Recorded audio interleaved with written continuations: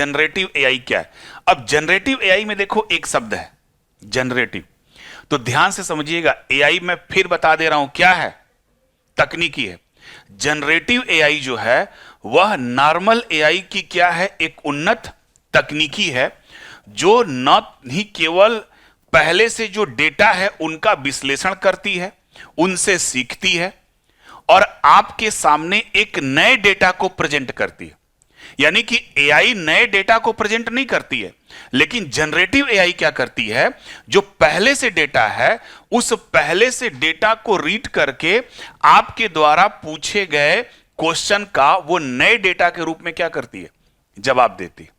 उसी को हम बोलते हैं जनरेटिव एआई। फॉर एग्जाम्पल आप इसको नॉर्मल समझिएगा, तीन चीजें यहां पाइए, एक है आपका गूगल, दूसरा है एआई और तीसरा है जनरेटिव एआई। मैं तीनों का एक साथ एग्जांपल यहां पे बता दे रहा हूं। नॉर्मल आप गूगल पे पूछिए what is blood, what is blood, तो गूगल सिर्फ ब्लड का डिफिनेशन देगा। कभी चेक करिएगा, गूगल सिर्फ क्या करेगा, ब्लड का डिफिनेशन देगा। फिर अगर आप उसको एआई से पूछिए तो एआई क्या करेगा, ब्लड का डिफिनीशन देगा, ब्लड के टाइप्स भी बता देगा, कार्य भी बता देगा। आपने ये नहीं पूछा है लेकिन वो बता देगा, ठीक है ना।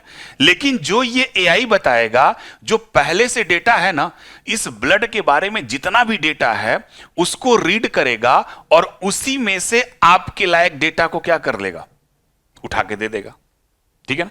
अब जनरेटिव एआई इससे 4 कदम आगे है। ये क्या काम करता है, ये भी क्या करेगा, बिल्कुल एआई की तरह पहले से जो डेटा है उस डेटा को क्या करेगा, रीड करेगा। रीड करने के बाद अब ये ब्लड के बारे में जो आपको इंफॉर्मेशन देगा वह नया इंफॉर्मेशन देगा, न कि जो पहले से डेटा पड़ा हुआ है वो देगा। यानी कि एक तरीके से ये क्या करता है, न्यू डेटा आपके पास क्या करेगा, क्रिएट करेगा। उसी को हम बोलते हैं जनरेटिव। शब्द इसलिए जनरेटिव है क्योंकि ये हमेशा क्या करता है, नए डेटा को जनरेट करता है। उसी को हम बोलते हैं जनरेटिव एआई। आप जिस भी एआई टूल्स का इस्तेमाल करते हो, आप जाइएगा उसमें एक क्वेश्चन को आप 2 बार पूछिएगा, देखिएगा दोनों बार आपको आंसर डिफरेंस मिलेगा, थीम वही मिलेगा लेकिन तरीका क्या होगा, अलग अलग। और जितने भी एआई टूल्स हैं, सब एआई टूल्स को आप ट्राई कर लीजिएगा, सब का बताने का तरीका क्या होगा, अलग अलग होगा। वही है आपका जनरेटिव एआई, क्योंकि ये क्या करता है, नए डेटा को जनरेट करता है, ठीक है।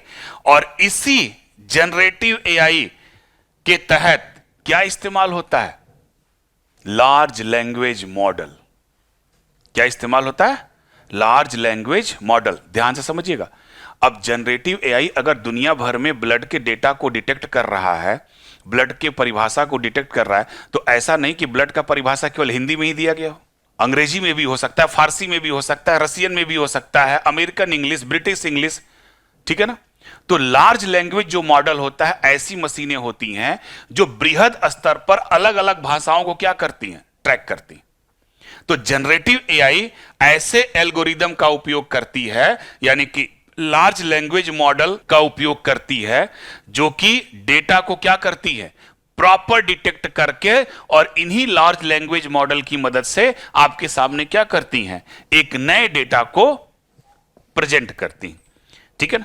और इसके द्वारा हम कुछ भी कर सकते हैं, चाहे इमेज बनाना हो, चाहे वीडियो बनाना हो, कुछ भी करना हो। जैसे आप खुद जाइए, अगर आपके पास पेड वर्जन है, और अब तो आपके व्हाट्सएप पे भी मेटा वर्जन है ना, आप उसमें फोटो अपलोड कर दीजिए, बोल दीजिए कि हमको डांस करते हुए दिखा दो, देखो तुम्ही को डांस करते हुए दिखा देगा। दोबारा फिर उसको बोलो डांस करते हुए दिखाओ, देखो अब दोबारा में फिर थोड़ा सा चेंजिंग आ जाएगी, क्योंकि हर बार ये क्या करता है, नए डेटा को बनाता है। एग्जाम्पल है इसका आपका चैट जीपीटी है, चैट गो है, ठीक है। ये सब आपके किसके एग्जाम्पल हैं, जनरेटिव एआई के। अब इस जनरेटिव एआई से अगर हम नैतिक चुनौतियों की बात करें, भाई फायदा तो है, फायदा के साथ साथ इसकी क्या है, चुनौतियां भी हैं। तो एआई द्वारा सर्जित की गई सामग्री को किस प्रकार नियंत्रित किया जाए कि हानि से सुरक्षा और अभिव्यक्ति की स्वतंत्रता के बीच संतुलन बना रहे। तो जितनी एआई की चुनौतियां हैं, उससे बढ़कर किसकी चुनौती है, जनरेटिव एआई की। सुरक्षा, जनरेटिव एआई का दुरुपयोग रोकने के लिए कोई सुरक्षा उपाय कानून मौजूद, कौन सा? पारदर्शिता। एआई मॉडल के निर्णय लेने की प्रक्रिया आउटपुट निर्णय में पारदर्शिता है। ठीक है। आप चलो पर्यावरणीय प्रभाव, बड़े एआई मॉडलों को प्रशिक्षण और संचालन से पर्यावरण प्रभाव को किस प्रकार न्यूनतम किया जाए, क्योंकि आपको मैंने भी बताया जितना एआई यूज हो रहा है उतना ही पानी का इस्तेमाल हो रहा है, क्योंकि बड़े मॉडल पर मशीनों को ठंडा करने के लिए पानी की आवश्यकता होती है। तो जितना यहां पर पानी यूज होगा उतना ही पर्यावरण असंतुलन होगा। इसके अलावा इसके आर्थिक प्रभाव भी है। स्वचालित सामग्री निर्माण के कारण होने वाली रोजगार संकट की कमी को दूर करने के लिए क्या रणनीतिक मौजूद है? आए दिन आप सुन रहे हो कि एआई के प्रयोग से फला जगह इतने लोगों को निकाला गया। ठीक है ना? क्योंकि देखो एआई जो है वर्तमान में अगर देखा जाए तो आर्टिफिशियल इंटेलिजेंस से खतरा उन्हीं को है जो एआई को नहीं जानते। जो जानते हैं उनको खतरा नहीं है। याद करिएगा जब हमारे बैंकिंग सिस्टम को कंप्यूटराइज किया गया था तब भी यह बात उठी थी कि बहुत सारे लोग बेरोजगार हो जाएंगे, लेकिन बैंक ने क्या किया? कंप्यूटर का प्रशिक्षण करवाया, और करवाने के बाद देखिए कंप्यूटर से रिलेटेड जो भी नई चीजें आई सब पुराने लोग काम किए। तो सरकार भी एआई में प्रशिक्षण दे रही है। तो जो एआई नहीं जानता है वही क्या कर सकता है, इसका नुकसान हो पाता है। लेकिन एआई की जो सबसे बड़ी कमी है ना भाई वो यही है, क्या एआई प्रणाली अपनी जनरेट की गई सामग्रियों में बायस दिखाती हैं? दिखाती हैं। आप चैट जीपीटी से अमेरिका की बुराई करके देखो, कोई ना कोई उसका वो पॉजिटिव इंपैक्ट निकाल देगा। ठीक है ना? डीप सेक से चाइना की बुराई करो, जेमिनी से आप अमेरिका की बुराई करो, हमेशा पक्षपात करते हैं ये लोग, हमेशा। ठीक है। गोपनीयता, क्या जनरेटिव एआई का उपयोग व्यक्तियों के गोपनीय अधिकारों का हनन करता है? हां, करता है। अगर आपकी जानकारी सार्वजनिक है तो जनरेटिव एआई की मदद से हम क्या कर सकते हैं? इनकी जानकारियों को हम सार्वजनिक कर सकते हैं। तो ये तो जनरेटिव एआई के आपके क्या है? नैतिक प्रभाव। इसी जनरेटिव एआई का दो चीजें हैं, आप समझिए। एक है मशीन लर्निंग। इमेज आप देख रहे हो?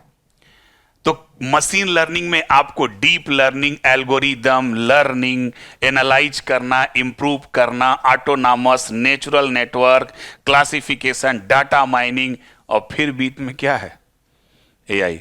तो मशीन लर्निंग का तात्पर्य यही होता है कि मशीनें किस विधि के द्वारा सीखने का कार्य करती, चाहे वो एल्गोरिदम हो, चाहे वो सांख्यिकी मॉडल हो। यानी कि कोई भी मशीन किसी भी डेटा को किस पैटर्न की मदद से सीखती हैं उसी को हम क्या बोलते हैं?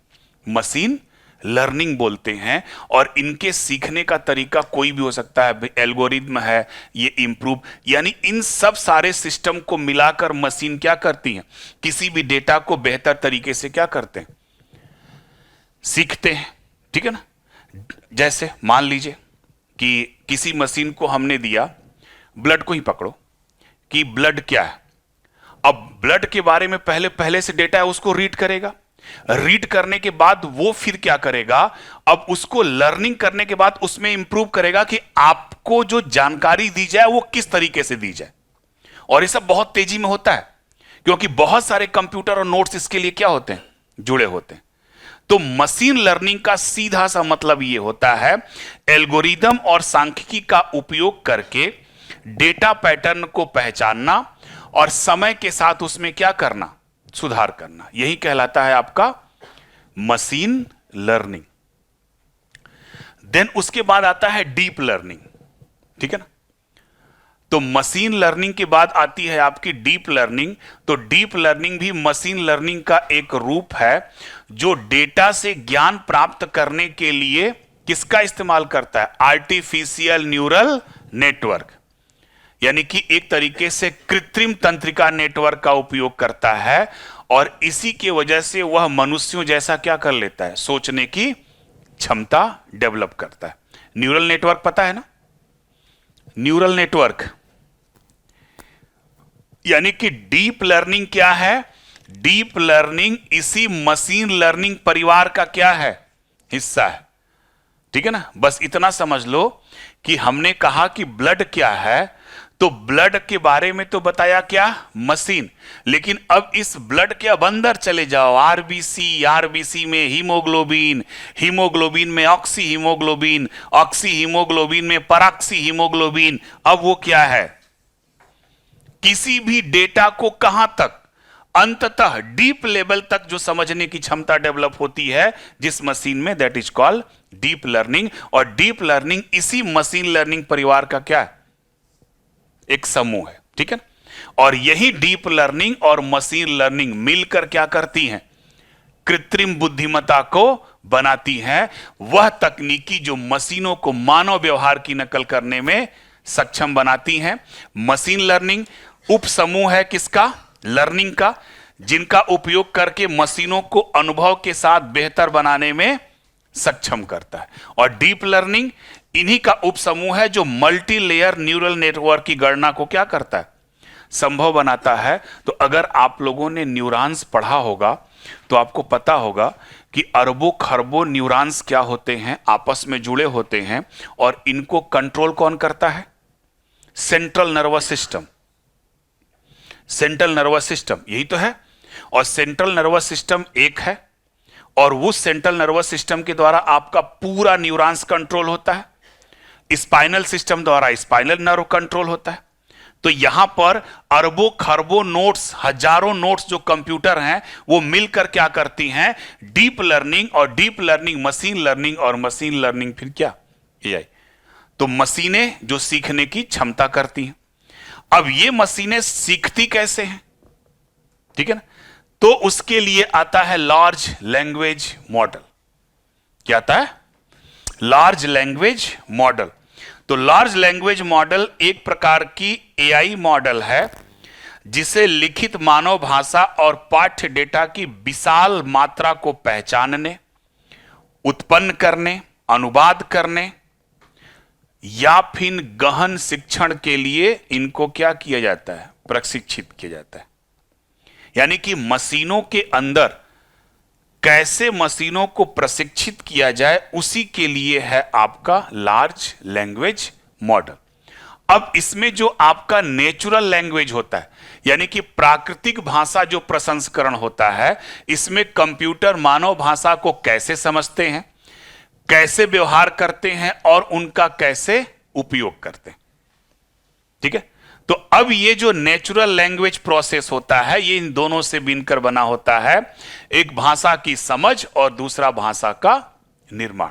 तो जो large language model, large language मशीनें होती हैं, वह किस पर, नेचुरल लैंग्वेज प्रोसेस पर, नेचुरल लैंग्वेज अंडरस्टैंडिंग और नेचुरल लैंग्वेज जनरेशन, इसी के आधार पर ये मशीनें क्या करती हैं, कार्य करती हैं। उन्हीं को हम बोलते हैं लार्ज लैंग्वेज मॉडल।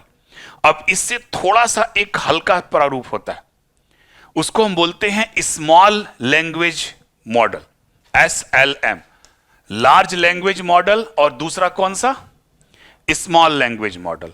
तो स्मॉल लैंग्वेज मॉडल भी एआई प्रोग्राम है जिसे हमारी भाषा को समझने, उनकी बात करने के लिए बनाया गया है। आप लोगों ने तो चैट जीपीटी वगैरह इस सब का नाम सुना होगा, ठीक है ना।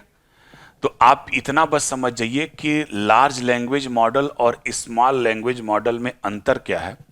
लार्ज लैंग्वेज मॉडल एक लाइब्रेरी है, उस लाइब्रेरी में हर भाषा की किताबें रखी हैं, है ना। आपका हिस्ट्री है, जियोग्राफी है, पॉलिटी है, इकोनॉमिक्स है, साइंस है, इन्वायरमेंट है। अब उसमें से आप इन्वायरमेंट निकाल लो, तो इन्वायरमेंट हो गया स्मॉल लैंग्वेज मॉड्यूल, और पूरी लाइब्रेरी क्या हो गई, आए समझ में। तो स्मॉल लैंग्वेज मॉड्यूल्स क्या होता है, ये छोटे होते हैं, तेज होते हैं और सस्ते होते हैं, प्राइवेसी इनकी बेहतरीन होती है, और ये पर्टिकुलर किसी एक विशेष काम में क्या होते हैं, माहिर होते हैं, ठीक है। तो स्मॉल लैंग्वेज मॉडल कम जगह, कम खर्च और बिना इंटरनेट के अपने डिवाइस पर काम करने वाले होते हैं। सिंपल, आप इनका ऐप डाउनलोड करके इनका इस्तेमाल कर सकते हो विदाउट इंटरनेट, ठीक है।